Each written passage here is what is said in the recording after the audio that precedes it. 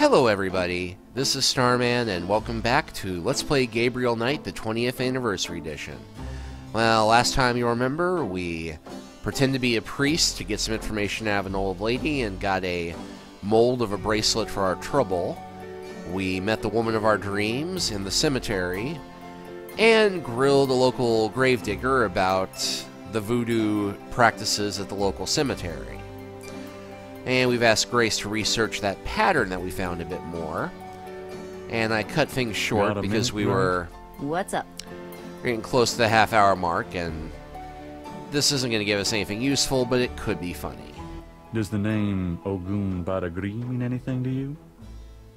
Ugh, no. Makes my skin crawl, though. Have you ever heard of Dambala? No, sorry. Do you know anything about Veves? Not a clue. Sorry. Fascinating. I can't help you out, though. Yeah, and just skip through the bit where she asks what that means. Do you know anything about a secret voodoo houndfall? In New Orleans? I think so. No, I don't, but it sounds dangerous. You're not gonna try to find this voodoo group yourself, are you? Would I do that? Yes. Do you know anything about black voodoo? Black voodoo? Ugh, now what are you getting yourself into? Nothing you need to know about, do you? I know there are dark forms of any major religion. Where there's a yin, there's a yang. Speaking of yin and yang... But no, I don't know anything really about voodoo, dark or otherwise, sorry. Oh, what the heck. Are you sure you don't know anything about black voodoo? You are desperate. I told you I can't help you. Do you have messages for me? Nope, none right now.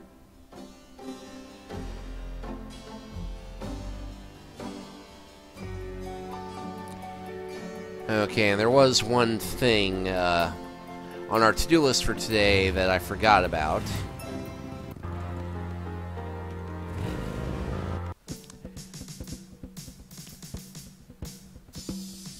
And hey, drummer! A drummer has decided to set up outside the police station. Anyway, yeah, Mosley invited us to come by and listen to a suspect get spoken to.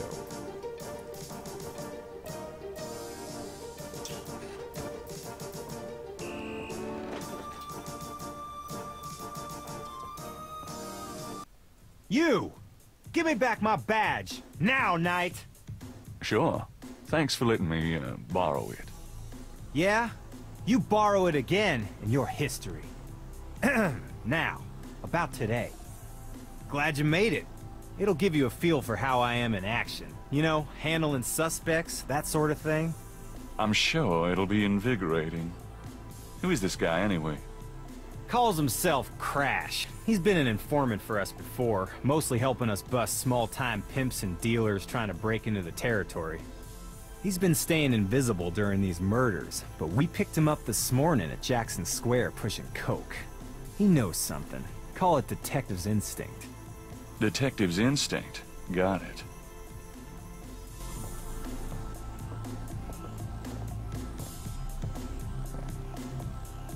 All right, Crash. I want to hear about these murders. Have you been present at the so-called voodoo rituals? I don't know nothing. All right, I told you. Come on now. You can tell me. Do you know anyone who's been to these rituals? Look, I can't say nothing. You gotta let me go.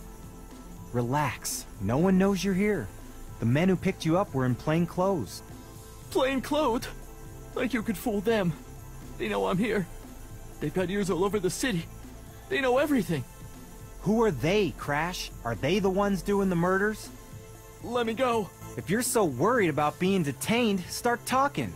You tell me what I want to hear, and maybe I can get you into the witness protection program. But you gotta earn it. Witness protection? Are you crazy? Oh, don't make me laugh. Oh, Jesus, just let me out of here. Oh, come on. Who's behind these murders, Crash? Why are the victims all members of the underworld? Oh, by now they know I'm here. It's different when I'm supposed to come here. Oh, if I can send a message. Yeah. Tell him I didn't say nothing. Christ, he's freaking useless. Just take him back to detaining, would you, Tony?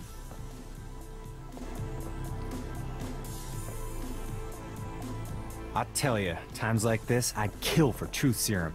Damn the civil rights. Can I quote you on that? Huh? Hell no. Damn, we can only keep him for 24 hours. Tomorrow morning, I'm gonna have to let him go. Sorry it wasn't more exciting. You know, for the book, I mean.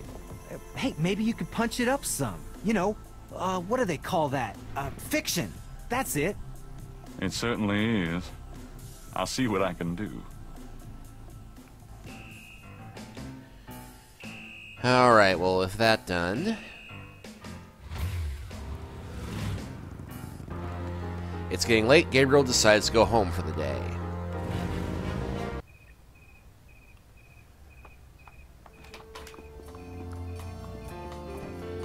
I'd recognize that theme music anywhere. Me. I'm going inside. Oh, I'm afraid St. George's is closed for the day. I'm not a customer.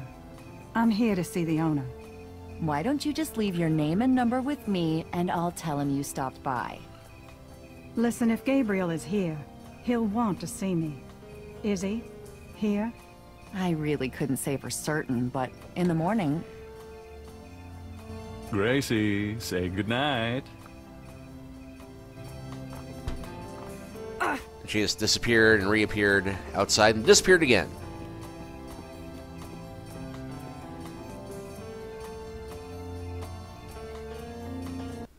You came. I didn't think you would. Well, that was quick. I didn't think I would either. Your eyes. I could show you around a little. It's not much, but... Please don't. I couldn't focus on much of anything right now. Yeah, I know. God, what is it about you? Just shut up and kiss me.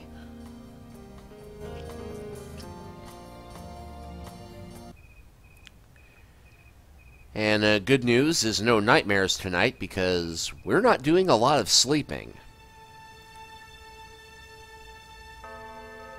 Which brings us to day 4.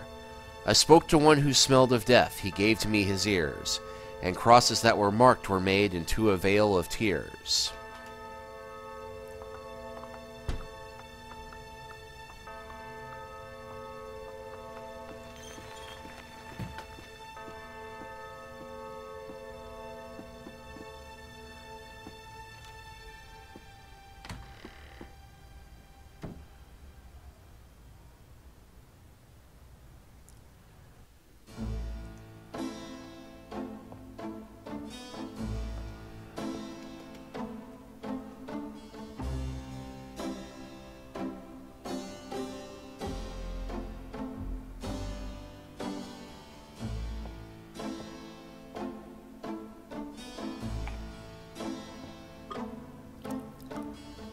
Well, somebody say something.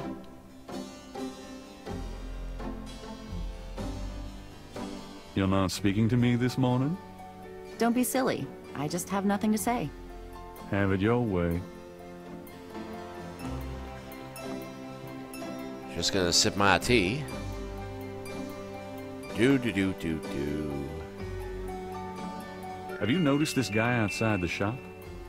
Yeah, he gives me the creeps. I wish he'd go away. Did you find out anything about that pattern I gave you? Yeah, I did find something. I checked the microfiche at the public library. I found an article about a murder in 1810. The newspaper published part of a pattern found around the body. It looks damn close. You're incredible. All that work. Forget it. Alright, well... Gabriel watches the man watching the shop. Get the hell out of here. The figure outside does not respond. Now let's check the newspaper.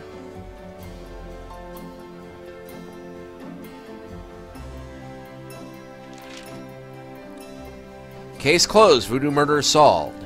Times dated June 21st, 1993. Gabriel's eye is immediately drawn to an article about the voodoo murders. He scans it quickly. I don't believe this. They've closed the case. What case? The voodoo murders case. The paper says that the police have learned that the murders were a result of an underworld cartel war, and that the war is over. That's not good? It's ridiculous. And what about the killers? And the voodoo angle, they never got anything on that. I know you were into it, Gabriel, but if it's over, that's hardly a negative. Anyway, if you're that upset, why don't you talk it over with your pal Mosley? You don't get it, Grace. Just forget it, okay? Gabriel decides to check his horoscope despite his disgust. Death walks close to you today. Resist temptation lest his eye fall on you, too. Peachy. Gabriel also spots an ad for Sam Springleton, a jeweler. Sam hangs out at Napoleon House. And yes, it has a note here. Sam Springleton, master jeweler, private consignment, heirloom restorations and reproductions, reasonable cost. Contact Sam at the Napoleon House. Now, in the original game, you could go to Napoleon House on day one. It's a bar where Gabriel is apparently a regular in the French Quarter, and Sam is another one of the regulars who you can talk to, but you can't really do anything with him until later. So this is meant to give you the hint that, oh, well, I've got this jewelry mold. I should go to this place and see about finding this guy. The problem is that there's a couple of logic gaps that got introduced here that don't make up for the whole going to a bar and just happening to know a guy who's a jeweler and figuring it out that way. One, since when do they put ads on the front page of a newspaper above the fold? Doesn't happen. The other thing is that, as we'll find out later in the conversation, which they took pretty much straight from the first game, Sam is a retired jeweler, so why does he have an ad on the front page of the paper if he's retired? Anyway, getting that out of my system now before we get to it later, but, and let's go talk with Grace about our messages, if there are any. Got a minute, Grace? What's up? Do you have messages for me? Your grandmother called. She said to remind you to stop by and go through your father's things. Okay. Of course, we could have done this on day one if the game didn't arbitrarily not give us Grandma Knight's house a location until today. Do you have messages for me? That man from Germany called again, Wolfgang Ritter. Now he's claiming to be a relative of yours. Interesting. Can I get that phone number for Wolfgang Ritter? Sure, I'll give it to you when we're done talking. Do you have messages for me? I've given everything to you. All right. Here's that phone number. Thanks.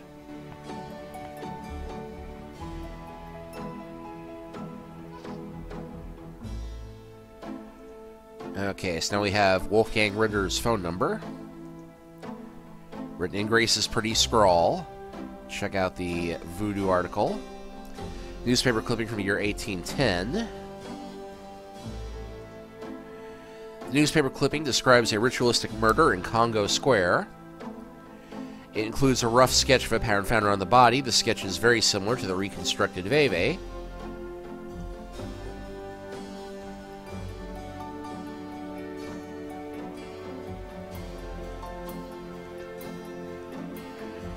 And the number on it is 49. Yeah. Didn't Grace say you had to dial 011 first to get international? Which will be important when we try and call him later, but right now we have other business to tend to. First of all, let's go rip Mosley a new one regarding the case being closed. And that drummer is still there.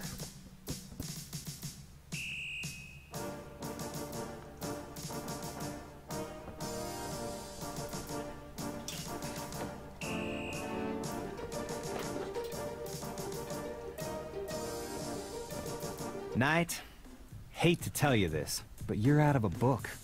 The voodoo murders case has been closed. I had a feeling you were gonna say that. Son of a bitch.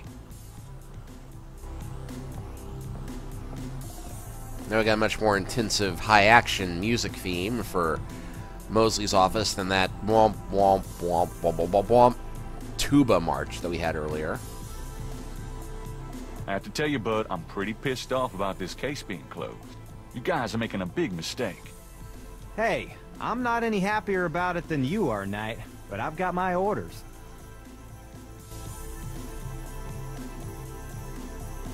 Okay, well, let's ask about reopening the case. How can I convince you to reopen the case? Look, the department's not interested. So, couldn't you make them interested? With what? I got 7 bodies and still no leads. The voodoo angle's worthless, and besides, these people aren't hurting anybody but out-of-town drug dealers and hitmen. The voodoo stuff is not worthless. It's the key to the whole thing. And these people are dangerous. They need to be stopped. Okay, you want me to reopen this case? Prove what you just said. What do you mean? You need to prove that there's a legitimate voodoo cult in Narland. Prove that they're a threat. Get me a lead on the cult. Okay. And we can ask him about all this, but it's not really going to do any good at the moment, so... let's go ahead and leave it for now. I'm gonna hit the road. Ciao, baby.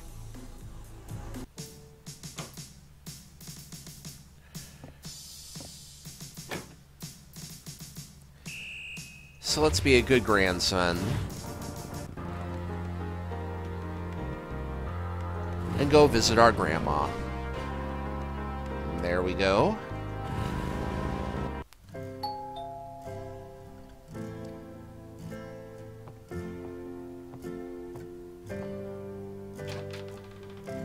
Gabriel, I'm so glad you stopped by. Oh, sorry it's been a while, Grandma. Not at all. Give me a kiss.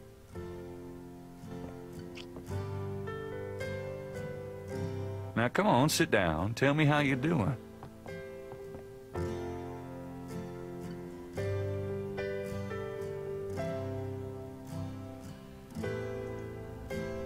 That's my gran. Adorable as always. Oh, you're such a tease. I just love how you talk kindly about me to the fourth wall. How have you been, Gran? Just fine, dear. I'm sorry I bothered you at work, but, I was hoping you'd get a chance to go through your father's things in the attic. Don't be silly. You can call me anytime. And we do have several things we can ask her about, but, well, let's go with the nice stuff first.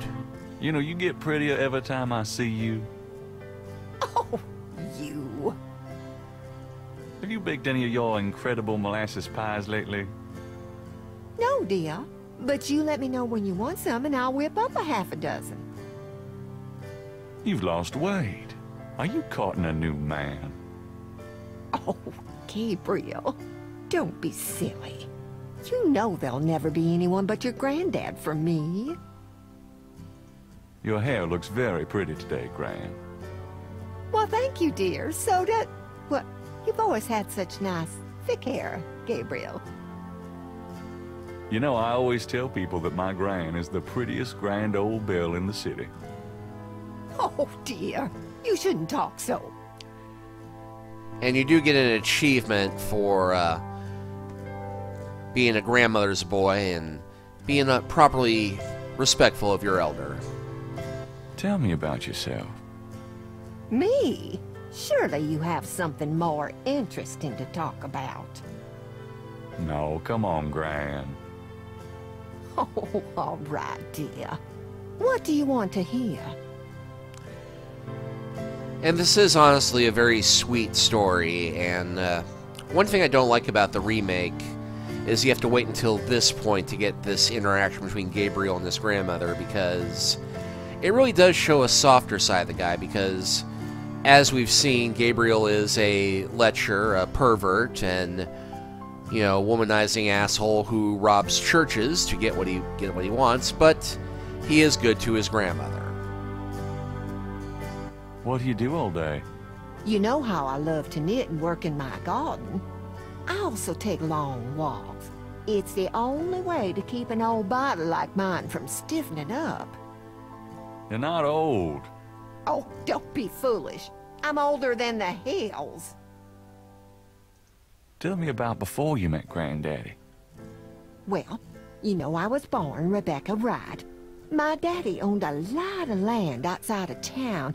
We grew peas and corn and cotton, all kinds of things. It was a good childhood, but my father was very strict. He didn't much let me out of his sight. Tell me how you met Granddaddy. Oh, I met Helson at a church revival. There was a traveling preacher back then, a big fella named Reverend Jim. I even remember his slogan, "Come to me to find your way." Your granddad was sitting right behind me and my girlfriend, Alma. And at one point, old Reverend Jim was flinging his hair around with his fine brimstone annex. And a piece of it, one of those small add-on do's for men, went flying off. I swear, Helson and I were the only ones that noticed. We both started laughing to beat the band. Everyone looked at us like we were a couple of loonies. Oh, it was then I knew that he was for me. How you feeling these days? Fit as a fiddle, and don't you worry your head about it. Just tell me anything at all. I had your father when I was 22. The doctors told me I couldn't have any more after him, so I'm afraid I spoiled him rotten.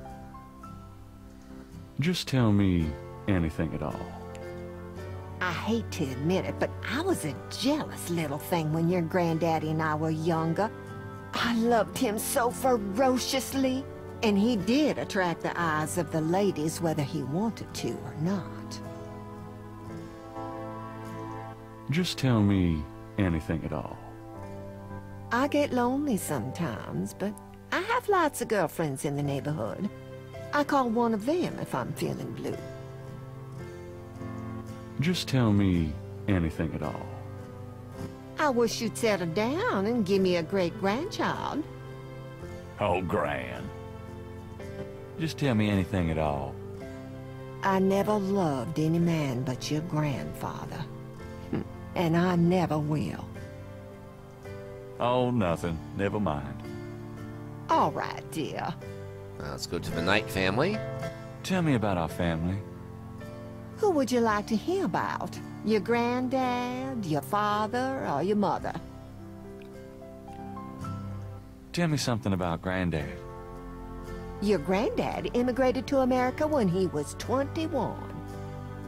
He walked his way through school, met and married me, and we had your father, Philip. Tell me something about Granddad. Your granddad supported me and your father with bookkeeping. Oh, I tell you what, though, he hated every minute of it. Didn't really like bookkeeping one bit. Maybe that was why he had the worst luck with jobs. Oh, the nights he'd come home afraid to tell me he lost another. And I'd tell him it didn't matter to me, but he felt ashamed, Gabriel. Tell me something about Granddad. Helson was only 36 when he died. Your father was 8 years old at the time. Your granddad was hit by a streetcar in the business district. It took me nearly a year to believe he was really gone. I'm sorry, Gran. Oh, I know you are, dear. Tell me something about Granddad. Did you know that your granddad was a poet? He was. He wrote the most beautiful poetry for me when we were courting. I always thought he should have done something with that gift, but he was such a practical man. Didn't believe in chasing after dreams. Tell me about my father. Your father was my only child. How we adored him. Tell me about my father. Philip suffered from terrible nightmares, just like your granddad did. Oh, they were two peas in a pod. Huh. That doesn't seem at all relatable. Tell me about my father. When Philip met your mother, oh, it was love at first sight. They were married 2 weeks later. Never looked at a girl seriously until then, and he looked at plenty. You have your father's way with women, Gabriel. And your granddad's. Tell me about my father. I wanted to just lay down and die when he and your mother were killed in that car crash when you were only 8. It was the thought of taking care of you that kept me going, Gabriel. The police say your father swerved off the road after being frightened by something. Perhaps a deer in the road, or wildcat. Somehow, I doubt it. Tell me about my father. Your granddad wanted Philip to have a normal life. He was obsessed by that thought. He pushed Philip to go to law school, but Philip was driven to art. He painted almost in a daze. He would get so inside himself when he worked. Tell me about my father. He always hated that it was Margaret's money that supported the 3 of you when his painting couldn't. I kept telling him, try something more cheerful, like a landscape or 2, but he couldn't do it. His work was just too dark and disturbing for the public, you know. Tell me about my mother. Your mother was Margaret Templeton when your father met her. She came from a very wealthy Creole family in New Orleans. She was beautiful and reckless. She was madly in love with your father, of course, but I also think she liked to define her family. Since you're so interested in family history these days, why don't you go by St. Louis Cemetery No. 1 and visit the family tomb? It would be such a sweet gesture. It's just past the Ross tomb, right? Oh, maybe I will. Tell me about my mother. Your mother's family refused to give her money after the marriage. All she had left was a modest trust fund from her great aunt, who happened to like Philip. The remainder of your mother's trust fund became yours when she died. That's what you used to open your bookshop. As you well know. Tell me about my mother. The Templetons are all gone now. Every last one of them. Oh, they never wanted anything to do with us, of course. What a waste. What's new, Gran? I've been working on baby sweaters for the church bazaar. Keeps me busy. Done anything interesting lately? I raised you. Lately, Gran. Oh, you know me, Gabriel. I always got my nose poked in something. It must run in the family. You're looking well, Gran. Oh, thanks, dear. Oh, nothing. Never mind. All right, dear. Well, let's go ahead and do our grandsonly duties and clean the attic I'm gonna out. go up to the attic, Gran. Be careful of the dust.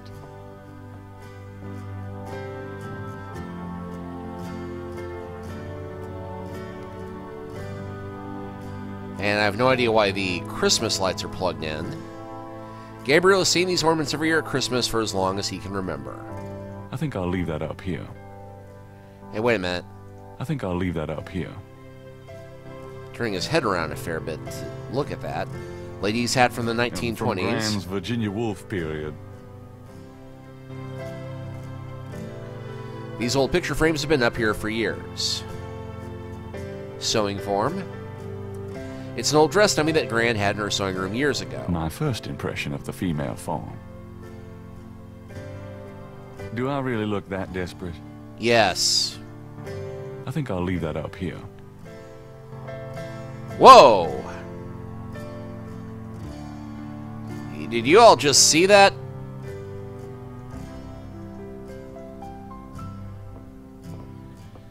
Try again. There's nothing I want. Yeah, he just flew. That was creepy. This old trunk looks like it's gone to hell and back.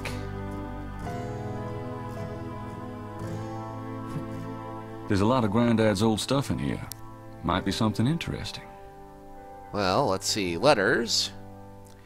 Bundle of love letters between Harrison and Rebecca. Books. More of Harrison Knight's German books. Just what I need. Stein. A hat. Clothes. Some old clothes, including a pair of leather shorts. Aren't those called lederhosen? Bible.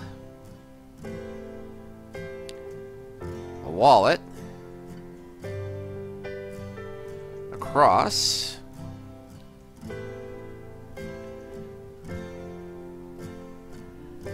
A picture. And a key. What's this? It's some sort of key. And yeah, we just move all that aside to find a key. And the only other thing in here, an elaborate mechanical clock, probably of German origin, is among the discarded treasures of the attic. Well,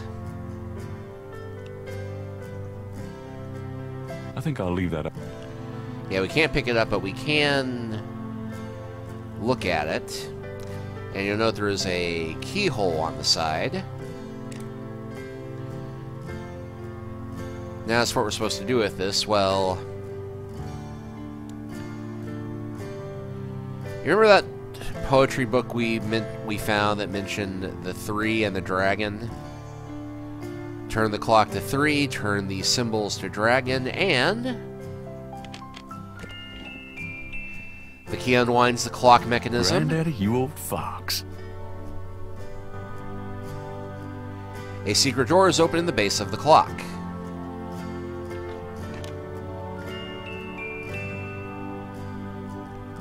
Let's go ahead and look at the photo first. It says Ritter photo. The old photograph shows Gabriel's grandfather with 2 other men that Gabriel has not identified. How we know that's his grandfather, apart from the fact that's in his clock, well, a bit hard to say. The letter is written in German, but Gabriel determines what he can about it. It was sent from a place called Schloss Ritter in Rittersburg, West Germany. The letter is addressed to Mein Sohn Heinz and signed Wilhelm Ritter. That's my son Heinz. One of the recurring words thrown throughout the letter is the word Schattenjäger. The only other thing that Gabriel can decipher about the letter is a sense of urgency in the handwriting and the use of heavy quill tip, bold strokes, and underlining.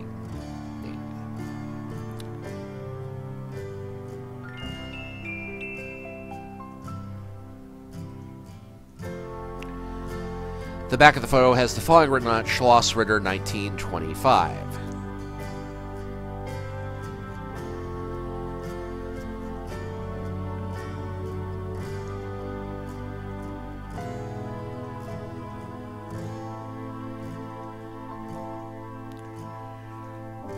And okay, I think that's all the information we can glean from that.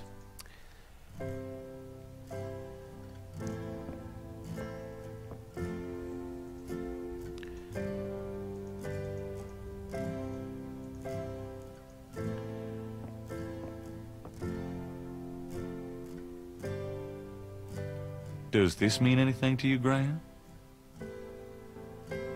That one in the middle is your grandfather. Those other 2, oh, I don't know. Huh. Maybe the letter.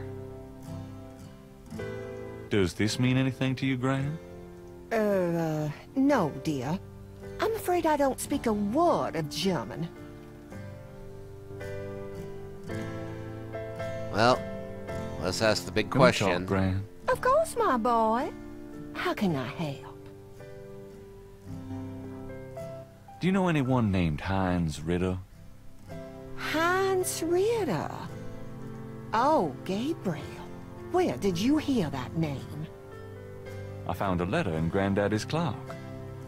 Oh, I promised I'd never tell you or your father, but I suppose it doesn't matter now. Tell me, Gran. Your granddad's name was Heinz Ritter before he came to America. He changed it to Harrison Knight legally when he arrived. Do you know anyone named Wolfgang Ritter? Wolfgang Ritter? Oh, no, dear. Huh. Odd. As I said, your granddad's surname was originally Ritter. Have you ever heard of a Schottenjäger? Schottenjäger? Schottenjäger? Oh, how odd, Gabriel. I haven't heard that word in years. My goodness, you've given me a chill. Your granddad used to say that sometimes in his sleep. Really? Do you know what it means? No, I'm afraid not. I asked him about it once. I don't think he answered me. Odd. Huh. Thanks, Gran. Well, we seem to have got more questions than answers. Oh, nothing. Never mind. All right, dear. But I'm thinking that calling Heinz or Wolfgang Ritter might be a good idea, and that is what we will start off doing next time. We'll see you then.